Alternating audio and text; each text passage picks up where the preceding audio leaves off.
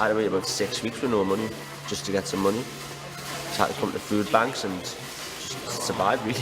Just literally living on cornflakes and whatever I could get. I got a letter off them at saying they're evicted. I says, well, it can't be right. I says, how can I give you £316? I says, I'm only getting 312 and I says, so well, what do I live on?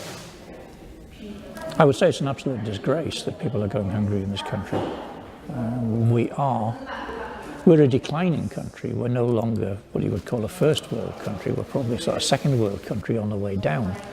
But we're still very rich in comparison to many others. And we have a standard of treatment of people in poverty in this country that is abysmal. We don't put the resources into it. All we're trying to do is bully people who need help. And the state help provision has been taken away and replaced by something that in fact is punitive.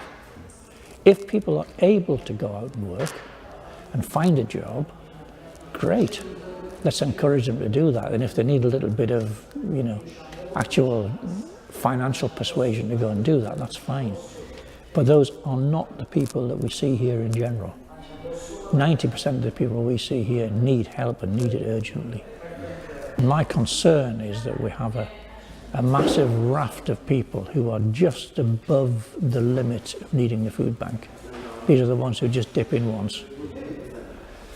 We think we've got a lot of families in that situation, and we think that the universal credit rollout is likely to throw these families into more need, and we'll suddenly see them.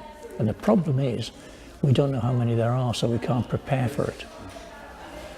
I mean, we're already the busiest food bank in the UK, I think, by a considerable margin. Our numbers could double in the next 6 months. Daniel Blake was filmed here after an awful lot of research. And nothing in Daniel Blake is in any way exaggerated.